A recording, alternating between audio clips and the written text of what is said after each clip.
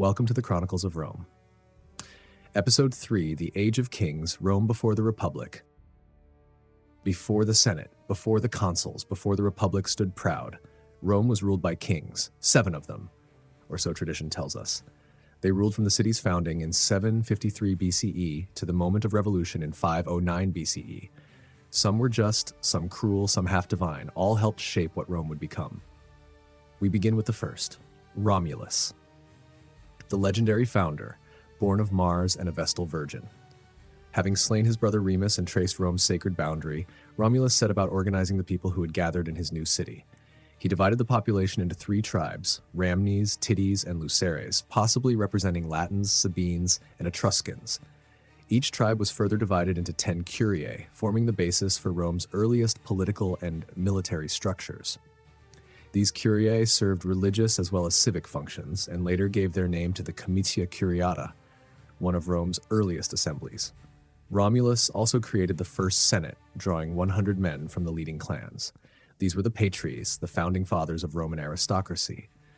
Their descendants would become the patricians, a class that dominated politics for centuries. To grow the population, Romulus opened an asylum on the Capitoline Hill. Rome became a haven for fugitives, exiles, slaves, and the displaced.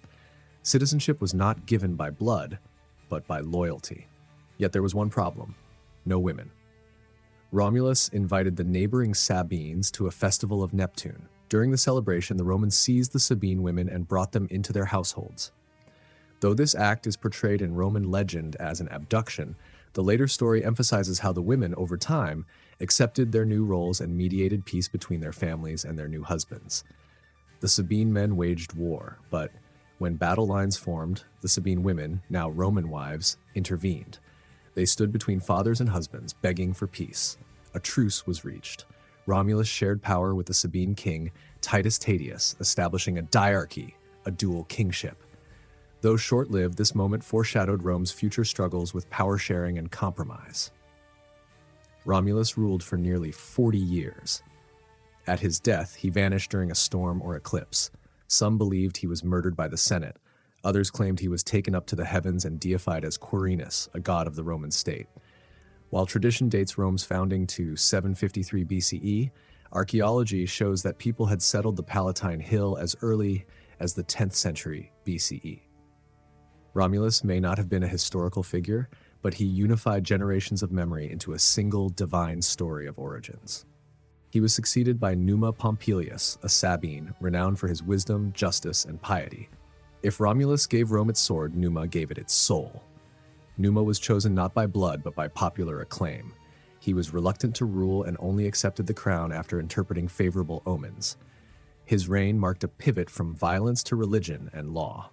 He created Rome's priesthoods, the Pontifex Maximus, chief religious official, the Flamines, priests assigned to specific deities, the Salii, the leaping priests of Mars, the Vestal virgins, 6 women who kept Vesta's eternal flame burning in the Forum of.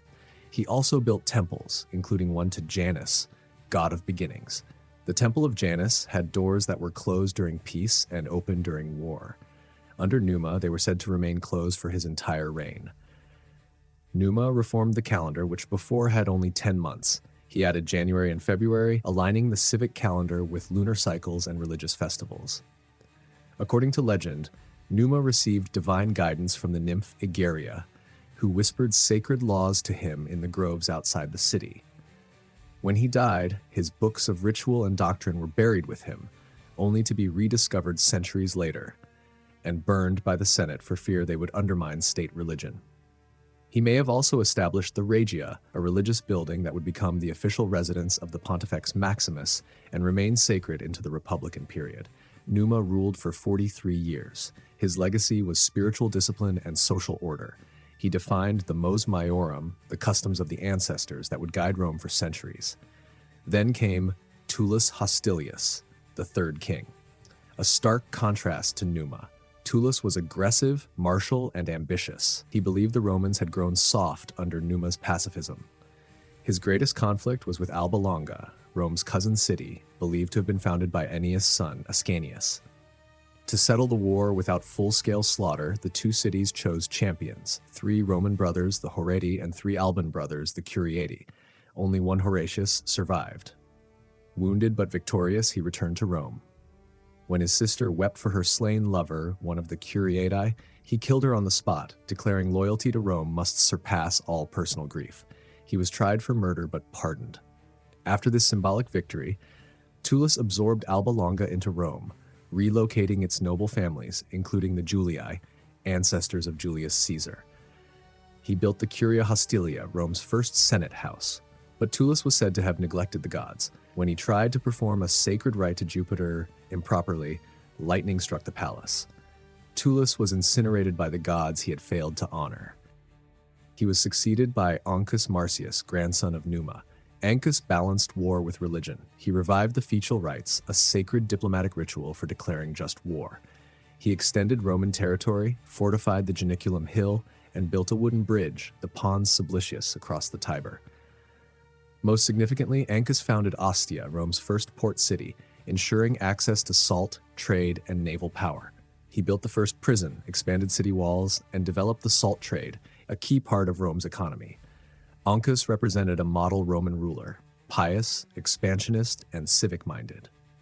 Then came the first Etruscan king, Lucius Tarquinius Priscus, or Tarquin the Elder. Originally named Lucumo, he was a wealthy Etruscan of Greek descent who migrated to Rome with his ambitious wife, Tanaquil. Through political skill and public generosity, he won popular support and succeeded Ancus Marcius, bypassing the king's sons. Tarquin expanded the Senate by 100 members, doubling its size. He also enlarged the cavalry and introduced the lictors, bodyguards who carried the fasces, bundles of rods with an axe, symbolizing royal authority. He formalized public games known as the Ludi Romani and, according to some traditions, introduced the Roman triumph, the ceremonial victory parade that became a hallmark of military honor. His building projects transformed the city. He began the construction of the Cloaca Maxima, Rome's great sewer. He drained the Forum and laid out the Forum Romanum. He built the Circus Maximus, a grand stadium for chariot races. He laid foundations for the Temple of Jupiter, Optimus Maximus, on the Capitoline Hill. Tarquin's reign marked the rise of Etruscan influence in Rome, in architecture, religion, and royal iconography, but his reign ended violently. The sons of Ancus Marcius, angry at being passed over, assassinated him. Tanaquil, however, acted swiftly. She kept Tarquin's death secret, declared he was merely wounded, and elevated their son-in-law, Servius Tullius, to act as regent. Eventually, Servius became king in his own right. Servius Tullius is remembered as a reformer and the first king chosen without Senate confirmation. Born of humble origins, possibly a freedwoman or even a slave, Servius was favored by omens. As a child, flames danced around his head without harming him. He conducted Rome's first census, dividing the population into classes based on property, not birth. From this, he created the Comitia Centuriata, a new voting assembly organized by wealth. It also served as the military draft. The richer you were, the more arms you provided. He divided the city into 4 urban tribes and organized the rural population into districts, linking identity to territory. Servius also built Rome's first defensive walls, later called the Servian Wall, and expanded the city onto the Quirinal, Viminal, and Esquiline hills. He is also credited with building a temple to Diana on the Aventine Hill, shared with other Latin communities, an early attempt at pan-Latin religious unity. His reign marked the evolution from a tribal monarchy to a structured civic state. But his end came at the hands of ambition and betrayal. His daughter Tullia conspired with her husband Lucius Tarquinius Superbus, the son or grandson of Tarquin the Elder. They murdered Tullia's husband, and Servius. Tullia is said to have driven her chariot over her father's corpse. In later Roman memory, especially in the writings of Livy and Cicero, Tullia became a symbol of female vice and ambition.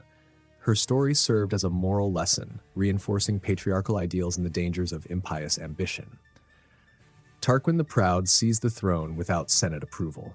He ruled as a tyrant, executed senators who opposed him, refused to consult the Senate, relied on fear and military might. Yet his reign saw grand achievements: completion of the Temple of Jupiter, Optimus Maximus, expansion of Rome's influence over Latium, strengthened ties with powerful Etruscan cities like Clusium, But his downfall came from his own house. His son, Sextus Tarquinius, assaulted the noblewoman Lucretia. In despair, she took her own life. Her kinsman, Lucius Junius Brutus, rallied the Roman people. He held up Lucretia's body and vowed, "No more kings."